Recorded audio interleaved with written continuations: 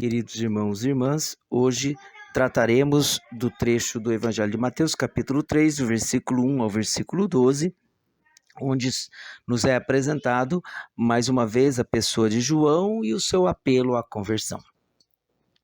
O texto nos diz que naqueles dias João estava pregando na Judéia.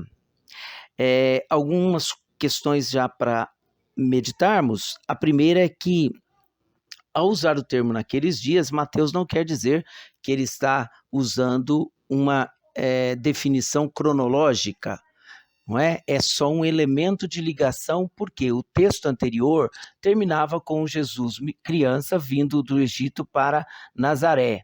Portanto, não foi exatamente naqueles dias, não é?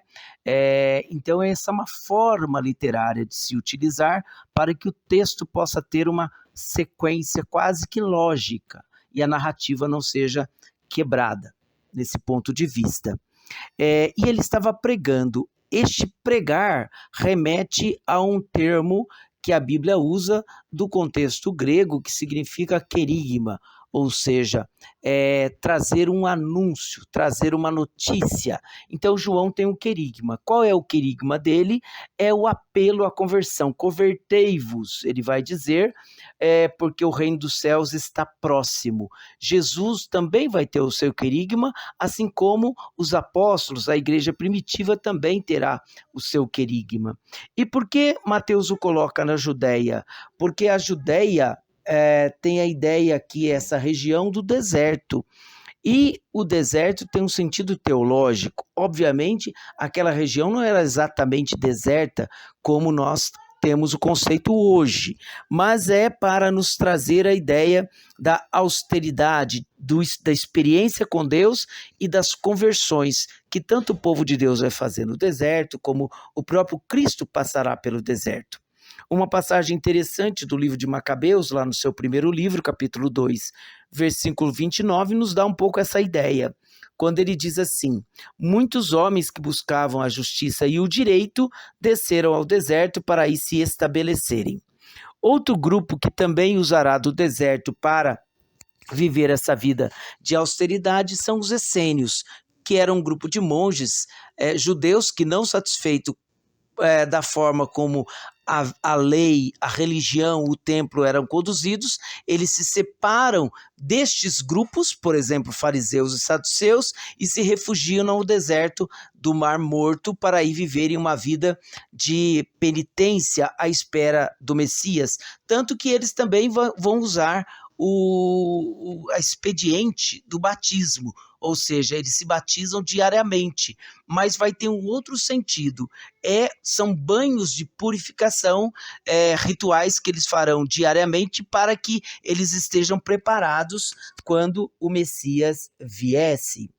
E o conteúdo, então, de João, do seu querigma, é o reino dos céus. E Mateus faz questão de identificar assim porque ele tem, como já dissemos, uma preocupação, não usar o nome de Deus. Então, ao invés de reino de Deus, ele usa reino dos céus. E esse reino já se aproxima nas palavras de João.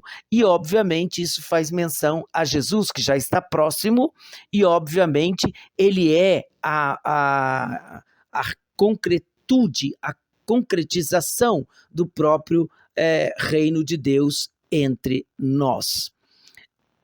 Também Mateus vai, ainda sob a figura do deserto, nos apresentar João nos moldes dos profetas do Antigo Testamento, usando roupas feitas de pelo de camelo, se alimentando de gafanhoto e mel silvestre, a exemplo do grande profeta Elias, narrado no segundo livro de Reis, capítulo 1, versículo 8.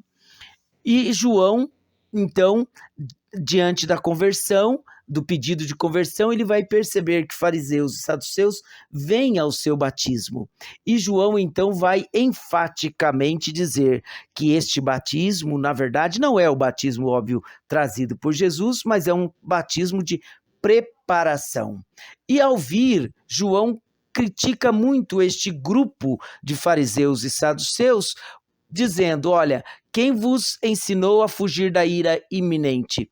E o que é essa ira? Primeiramente, essa ira, na verdade, é a reação de Deus Santo diante do pecado. Então, essa ira é muito mais no sentido do juízo escatológico de Deus diante desta realidade, o que é uma menção também ao livro do profeta Isaías, no capítulo 30, versículo 27 ao 33. E qual é o problema que João aqui nota neste grupo? E por isso ele fala isso, não fugir da ira iminente.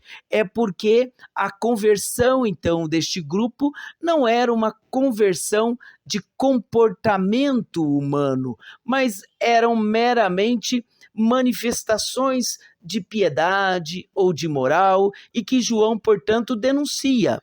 O seu anúncio, o seu batismo não levam à conversão, porque essa virá com Jesus e pelo Espírito Santo.